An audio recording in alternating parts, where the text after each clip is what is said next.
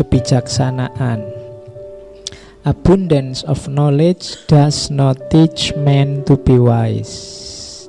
Jadi banyaknya pengetahuan tidak akan mengajari orang untuk bijaksana. Nah, ini kritik pada kita yang hanya maunya mengoleksi pengetahuan. Mengoleksi pengetahuan, tapi pengetahuan itu hanya jadi ingatan di kepalanya yang tidak manfaat, tidak mengefek pada kebaikan hidupnya. Jadi banyaknya pengetahuan tidak serta-merta membuat orang jadi bijaksana. Tidak harus kamu kaget kalau ada orang yang apa saja ngerti, ditanya apa saja bisa jawab. Belum. Dia bijaksana kalau apa yang dia ucapkan, apa yang dia sampaikan, apa yang dia tahu melahirkan hikmah, kebijaksanaan dalam kehidupannya. Itu baru disebut orang bijaksana. Kalau hanya tahu saja belum disebut bijaksana. Karena kalau sekedar tahu, anak kecil juga bisa menghafalkan teori-teori, menghafalkan konsep-konsep, kemudian disampaikan ulang. Oke, jadi tidak sekedar tahu. Yang kedua, those who love wisdom must investigate many things.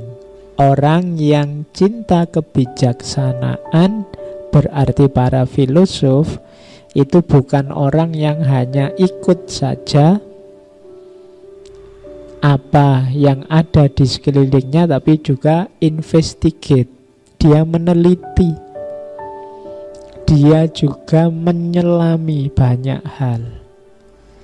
Jadi filosof itu tidak cuma membaca dari luar, tapi juga menyelami ke dalam. Jadi those who love wisdom must investigate many things. Harus menginvestigasi banyak hal. Oke. Apa yang dilakukan applicant for wisdom do what I have done. Orang yang menjalankan kebijaksanaan pasti melakukan apa yang sudah aku lakukan. Apa yang aku lakukan? Inquire within. Apa yang diinvestigasi pertama-tama? Menginvestigasi diri sendiri. Membaca, menyelami diri kita sendiri. Hasilnya apa? Itu kalimat terakhir. People ought to know themselves.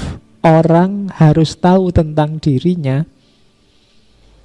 Tapi pada akhirnya yang akan dia simpulkan adalah I am as I am not.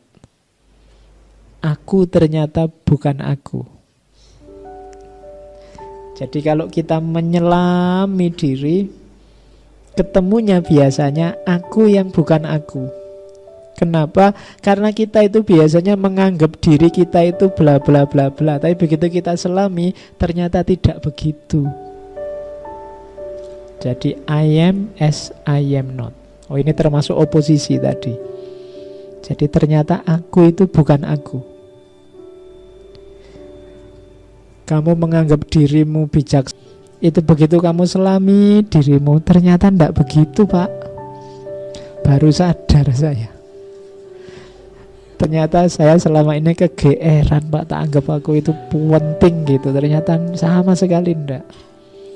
Tak anggap teman-teman itu kalau muji-muji saya itu benar-benar muji. Ternyata basa-basi. Tiap ketemu kok bilangnya, wah tambah ganteng aja. Ternyata basa-basi, Pak. Saya baru sadar sekarang. Nah, itu I am as I am not. Dari mana kesimpulan itu muncul? Inquire within tadi, kita menelaah ke dalam diri. Dan itulah yang dilakukan seorang filosof yang love wisdom, yang tidak sekedar mengoleksi pengetahuan. Jadi jangan cuma mengoleksi pengetahuan, tapi bacalah. Apa yang dibaca? Dirimu sendiri. Kalau sudah membaca diri, apa yang ditemukan? I am as I am not. Ternyata aku ini bukan aku. Oh, itu maknanya luas sebenarnya. I am as I am not. Kalau masuk ke dunia sufi nanti jadi beda lagi. I am as I am not itu. Jadi ternyata aku ini bukan aku. Aku yang dulu bukan aku yang sekarang. Dog bark at what they don't understand. Ini nyindir luar biasa. Anjing itu menggonggong pada apa yang tidak mereka mengerti. Berarti apa? Orang itu semakin banyak ngomong menunjukkan dia tidak paham.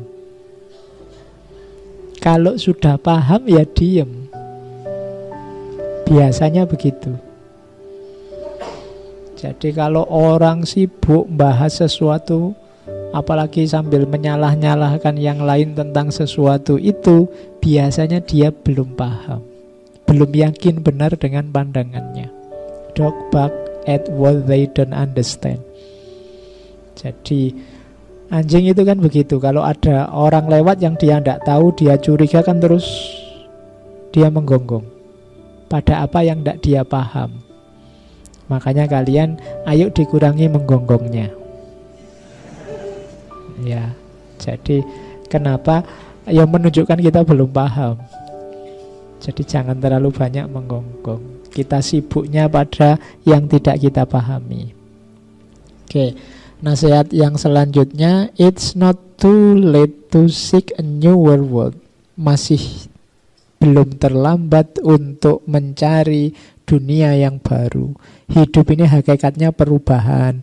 Kekurangan kita banyak, ya pasti. Ayo kita perbaiki, kita bangun dunia yang baru. Masih belum terlambat. Tidak ada kata terlambat. Kita untuk membangun dunia yang baru. Meskipun pemilu sudah selesai, menteri sudah dipilih, tidak apa-apa. Sudah yang jalan biar jalan, kita bangun dunia yang baru. Dan yang terakhir, kuncinya untuk bisa membangun dunia yang baru apa? Kesadaran. Kenapa kesadaran? Karena other men are unaware of what they do when they are awake, just as they are forgetful of what they do when they are asleep. Banyak orang tidak sadar apa yang mereka lakukan saat sadar, sebagaimana mereka lupa apa yang mereka lakukan saat tidur. Hidup kita ternyata sering tidak sadar.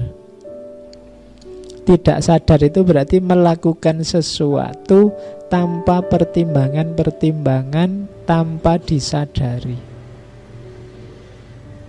Biasanya ini karena rutinitas-rutinitas, karena tekanan masyarakat sekitar macam-macam yang kita jalan begitu saja, tidak reflektif, tanpa ada kesadaran. Maka kalau kita tidak sadar, ya kita susah membangun dunia yang baru. Jadi syarat pertama kesadaran. Pengetahuan saja belum cukup, harus ada kesadaran.